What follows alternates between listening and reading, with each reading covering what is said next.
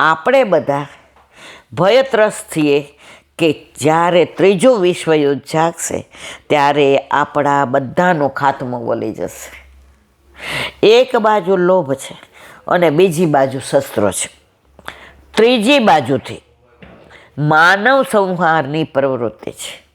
ચારેય બાજુથી એમ જ લાગે છે કે મહાદેવજીનું સંકર્ષણ વ્યૂહનું કાર્ય થઈ રહ્યું છે. એકબીજાના ટાંટિયા ખેંચવાની પ્રવૃત્તિ. આ જીજી કેટલું સાચું કહી રહ્યા છે. અત્યારે આ મારાથી આગળ ન જવો જોઈએ.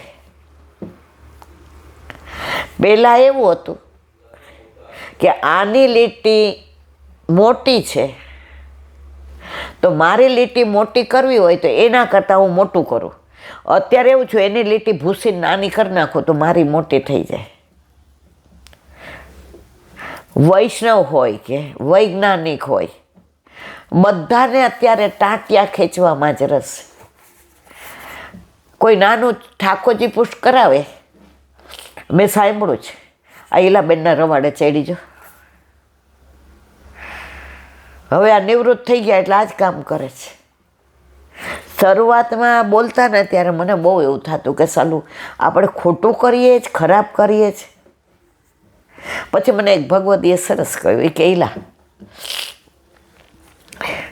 તું કોઈને એ કે દારૂ પીવા લઈ જાય છે, તું કોઈને લસણ ડુંગળી ખાવા લઈ જાય છે, તું કોઈને ગમે એવા ગંદા પિક્ચર. મેં કીધું હાય હાય ના, તો શું કામ મૂંઝાય છે? આ તો કળિયુગ છે બેટા. આમાં તારા હિતેચ્છુઓ હોય ને એના કરતાં વધુ તો એ બધાને કે આ લેડીઝ છે ને તો મૂંઝા નહીં. એક પહાડ હતો તો ઓલા રાજાનું સ્વપ્ન આવ્યું. એ કે એના ગુરુદેવ કે તારા કર્મો એવા છે ને જો આ તારો આટલા બધા પાપ ભેગા થયા છે કે આ પહાડ જેટલા. તો રાજા તો ધ્રુજવા માંડ્યો, મૂંઝાઈ ગયો. એ કે આ કેટલા જન્મે થશે? ગુરુદેવ કે તું ચિંતા કરવા, તારે નર્તકીઓ બોલાવવાની રાતના, તારે જોવાનું નહીં. એની મેળે નાચે ને તારા દીવાને એને સોના મોરો આવે. પણ રાજમાં બધા શું જોવે? હાય હાય આપણા રાજા તો જો પેલા ધાર્મિક હતા ને આવા થઈ ગયા, બધા તને ગાળો દેશે. હવે તારા રાજમાં કોઈ દી સુરાહી, દારૂની સુરાહી નથી આવી. હવે સુરાહી ભરી ભરીને આવે ને બધાય જુએ, તારે પીવાની નહીં. રાજ દીવાને એને પૈસા આપી દેશે. રાજા કે એનાથી શું? એ કે લોકો તારી એટલી બદબૂ કરશે, એટલી તારી નિંદા કરશે, તારા ઉપર થૂથું કરશે. રાજા કે સારું. વાર્તા તો લાંબી જ પણ આ તો 2 મિનિટમાં. હવે આવું વરસ ચાલ્યું તો સેનાપતિ ક્યાં રાજાને ઉથલાવી દઈએ. આવો રાજા રખાય? નીતિમત્તા નથી, કોઈ સંસ્કાર નથી, આપણી પ્રજા કેવી થશે? રાજાએ ગુરુદેવને કહ્યું કે હવે પરાકાષ્ઠા આવી ગઈ હોય. એ કે અહીંયા તને સ્વપ્ન આવ્યું હતું ને પહાડ, હવે આંખો બંધ કર. હવે પહાડ દેખાય તળેટી. એ કે તળેટી? કે પહાડ ક્યાં ગયો? એ કે નિંદકોએ તારી એટલી નિંદા કરી કે તારા પાપ બધા નિવૃત્ત થઈ ગયા. અને સેનાપતિને બોલાવીને ગુરુદેવે કહ્યું, સેનાપતિજી સાંભળો, આપણા રાજા જેવા રાજા દુનિયામાં કોઈ નથી. આપણું રામ રાય. એ કે કાંઈ બોલતા નહીં હો, આને તો ઉથલાવવાનો જ છે. સાચી વાત કીધી.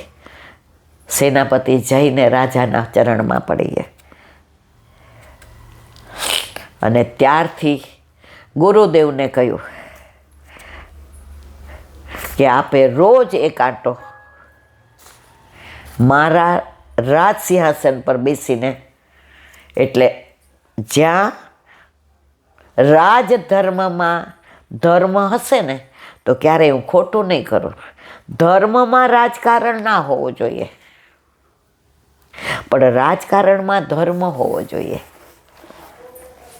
તો મને હમણાં દાખલો આપ્યો, ઘણી વાર વેવડ થઈ જાવ કે આ કેવું આ બધું.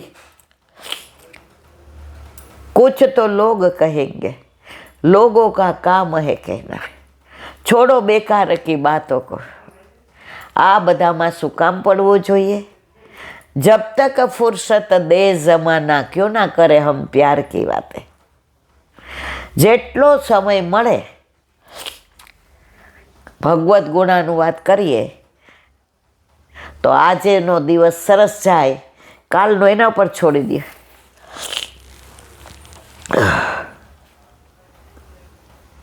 હવે પૃથ્વી માતા શિવજીને વિનંતી કરે, હે શિવજી, તમે તો કલ્યાણ તત્વ છો, મારા ઉપરનું અકલ્યાણ દૂર કરો.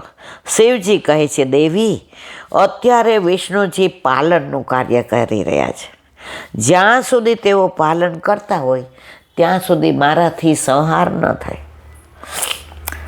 કેટલો પ્રેમ કરે છે ઠાકોરજીને. બ્રહ્માજી અને શિવજીને આગળ કરીને દેવોના પ્રતિનિધિ મંડળને સાથે લઈને અતિ દુઃખી બનેલા પૃથ્વી માતા ભગવાન પાસે જાય છે અને વિનંતી કરે, હે ભગવાન, આપની દુનિયા આવી કેવી? આ પૃથ્વી પર એકબીજા માટે પ્રેમ નથી, એકબીજા માટે શ્રદ્ધા અને ભાવ નથી. મારા ઉપર કેટલો ભાર વધી ગયો છે. પૃથ્વી માતાને અતિ પીડિત બનેલા જોઈને ભગવાને બ્રહ્માજીના અંતઃકરણમાં પ્રેરણા કરી, બ્રહ્મા, મારું કામ બનાવવાનું અને બગાડવાનું, પૃથ્વીનો ભાર હળવો કરવા હું સ્વયં પૃથ્વી પર પધારીશ. ગીતાજીના વચનોને યાદ કરીએ. બોલો વલ્લભાઈ. બહુ સદી બાપા. વ્રજ વિહાર, વ્રજ વાલું રે વૈકુંઠ નહીં આવું. વ્રજ યાદ આવે એટલે પછી મનોરથ થઈ જ જાય કે અધિક મહિનામાં તું બોલાવ તો આવું જ.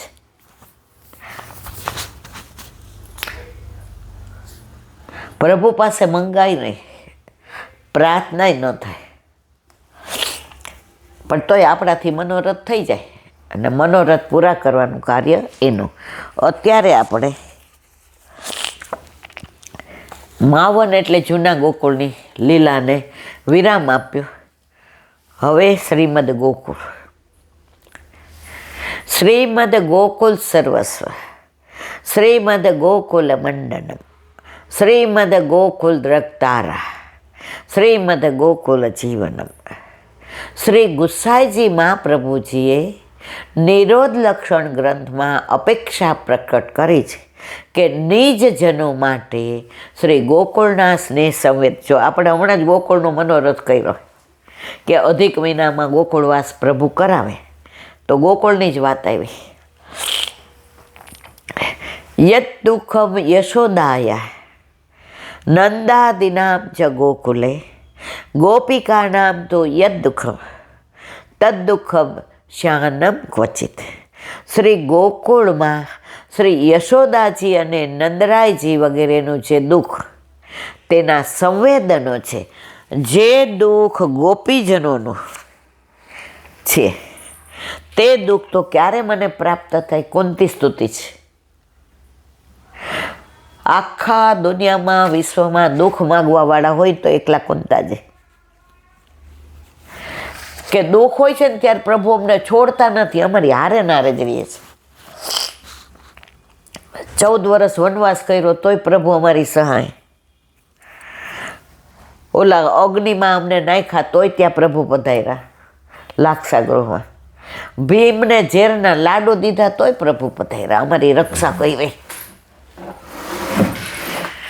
આજે કુરુક્ષેત્રમાં આટલા અક્ષોની સેના, પણ દ્વારકાધીશ કેવું તુચ્છ કામ કર્યું સારથીને. તો હવે સુખ આવ્યું ત્યારે અમને છોડીને દ્વારકા જાય છે. તો મારે એવું સુખ જોઈતું જ નથી. નંદ યશોદાજીને ગોકુળથી પ્રભુ મથુરા પધાર્યા ત્યારે જે દુઃખ થયું હતું, જે સંવેદના થઈ હતી, જે વેદના થઈ હતી, એવું દુઃખ મને આપો. સુખ શોધનારા તો સંસારમાં સર્વત્ર સુલભ હોય. બધાને સુખ જોઈએ છે. સુખ ને આનંદમાં ફેર છે. સુખનું વિરોધાભાસી દુઃખ, આનંદનું કોઈ વિરોધાભાસી છે? માનો કોઈ પર્યાય છે?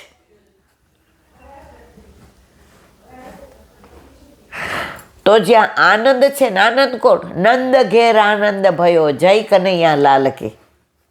આપણે કોઈ ક્યારેય નથી કહેતા કે નંદ ઘેર કૃષ્ણ ભયો, નવનીત પ્રિયાજી ભયા, બાલકૃષ્ણજી ભયા, મદન મોહનજી ભયા, ગોકુલચંદ્રમાજી ભયા, ગોકુલનાથજી ભયા, ગોવર્ધનનાથજી ભયા, વિઠ્ઠલનાથજી ભયા, દ્વારકેશજી ભયા, બાલ મુકુંદજી, બાલ બોલીએ છે નંદ ઘેર આનંદ ભયો. જે ઘરમાં જેના માથે ઠાકોરજી બિરાજતા હોય મારવાલા, એના ઘરે આનંદ આનંદ જ હોય. હમણાં 4-5 વૈષ્ણવ આવ્યા ને એટલે પછી તમે બધી ખુરશીની 6:30 લગભગ અઠવાડિયા પહેલાં તૈયારી કરવા માંડ્યા. એટલે પછી મેં કીધું હવે 6:30 થયા. એ કે ઈલાબેન હાજુ કંઈ તમારા ઘરે જવાનું મન નથી થતું હતા ને. મેં તો એનું કારણ ઈલાબેન નથી, આ ઠાકોરજી ઘરમાં બિરાજે છે અને ઓલો સત્સંગ થાય ને એટલે ચારે બાજુ તરંગો એ, વમળો એ, વાતાવરણ એ રિફ્લેક્ટ થઈને બધા પાછા ખેંચાય. આમાં અમારું કાંઈ સામર્થ્ય નથી. જે છે એ વલ્લભે જે મારા ઘરે મારો પ્રભુ પધરાવી દીધો છે ને એનું સામર્થ્ય છે. આજે 25 હોય, 50 હોય, 100 વૈષ્ણવ એમ કે ઈલાબેન 2 બસ લઈને તમને, અરે આવો ને મારા વાલા, આયે મેરે નંદન કે પ્યારે. હું કહું પ્રસાદ આવી લેજો. એ હીરાબેન આટલા બધાનું મારે ક્યાં કરવું છે? જે મારા ઘરમાં બેઠો છે વધુ ગોપીઓને મોકલશે. અને એ વ્યવસ્થા કેવી રીતે કરે છે સ્ટીલ ટુડે, આજની તારીખ સુધી મને ખબર નથી. વૈષ્ણવો આવી જાય, વ્યવસાય થઈ જાય. આજે કેટલા બધી વલ્લભની કૃપા હશે કે આટલા વૈષ્ણવ કણકો લઈ અને આપણી આ ભૂમિને પવિત્ર બનાવે છે. વૈષ્ણવના સ્વરૂપમાં બધાય આવી જાય. હરિ, ગુરુ ને વૈષ્ણવ. વ એટલે વનમાળી, 2 માત્રા એટલે સેવા ને સત્સંગ. ફાડાવાળો શ એટલે કૃષ્ણમાં જે ફાડાવાળો શ હોય છે. ન એટલે નીર, યમુનાજી. અને વ એટલે વલ્લભ ને વિઠ્ઠલ. વૈષ્ણવના સ્વરૂપમાં બધા જ આવી જાય. સુખ શોધનારા તો સંસારમાં સર્વત્ર સુલભ હોય. દુઃખ માગનારા તો દુર્લભ જ હોય છે. ભક્તો જ દુઃખ માગી શકે. ભક્તો દુઃખથી દબાતા નથી, ડગાતા નથી કે દુભાતા નથી. તો એ આપણે કળિયુગના અત્યારે ડગી જાય, પણ પાછું તરત આપણે સંભળી જાય. ઘરમાં પ્રભુ છે ને, હજી ડગી તો પણ સંભળી જાય. ચાલ હટ, તારા માથે બિરાજે જ કોણ? તારો ધણી કોણ છે? આજે લૌકિક ધણી આપણે કાંઈ થયું હોય ને ઘરમાં વાત કરીએ, હું બેઠો છું, શું ચિંતા કરશ? આપણે પાછા રાજી થઈ જાય. તો આખી દુનિયાનો નાથ, ત્રિલોકનો, બ્રહ્માંડનો નાથ આપણા ઘરે બિરાજે છે. પછી આપણે ચિંતા કરવાની જરૂર છે? ગભરાતાય નથી, ઉભરાતાય નથી ને છલકાતાય નથી, છણકાતાય નથી. જો નવનીત પ્રિય શાસ્ત્રીની એક શબ્દ માટે અનેક જુઓ. ભક્તો દુઃખોથી દબાતા નથી, ડગાતા નથી, દુભાતા નથી, ગભરાતા નથી, ઉભરાતા નથી, છલકાતા નથી, છણકાતા નથી. ઘણા નહીં છણકા કરે આમ વાતમાં. આવ રાજકોટથી આવ્યા ને ત્યારે આપણે તો બધું ઓલું નિંદતા ને આપણે બોલીએ તો એમ, બા હું અહીંયા બેસો તમારી બાજુમાં છે જગ્યા? દેખાય તને જગ્યા? બેસ પાછળ. શરૂઆતમાં હું એટલી બધી મૂંઝાતી હતી, 1-1.5 વર્ષ તો. ઓફિસમાં એવું જ થાય, કોઈને કાંઈ કહીએ એટલે ના વહેલું નથી જવાનું, તમારે કરીને જાઓ. અરે બાપા. પછી ધીમે ધીમે બધા મારાથી ટેવાતા ગયા. જ્યારે મેં વોલેન્ટરી લીધું 45 વર્ષે તો નોકરી છોડી દીધી. પ્રભુ એવી કૃપા કરી. તો છેલ્લે બધા અમારા એસએસપીને યુનિયનના લીડરને બોલ્યા, એ કે બેન અમારી ગુજરાતી હેડો ન શીખા, પણ અમે 60 જણા બેનનું હાલો શીખી ગયા. જો ભીના ઉપર સૂકું મૂકો ને તો એ ભીનું થાય, પણ સૂકા ઉપર સૂકું મૂકો ને તો એ કડક થાય. ઉનકે મન કી વે જાને, મેરે મન જગદીશ. એ ગમે એવું કરે, આપણે આપણું નહીં છોડવાનું. દુઃખોને તો પ્રભુ પધારવાની વધાઈ માનીને વધાવી લે છે. 3 પ્રકારના આવા ભક્તો: પ્રવાહ, મર્યાદા અને પુષ્ટિ. વલ્લભે ગ્રંથ લખ્યો છે, પુષ્ટિ, પ્રવાહ, મર્યાદા. બોલો વલ્લભાધીશ. મધુરાષ્ટક. આ તો આ બધા ટાંકાઈ બળે, શરદી એટલી થઈ.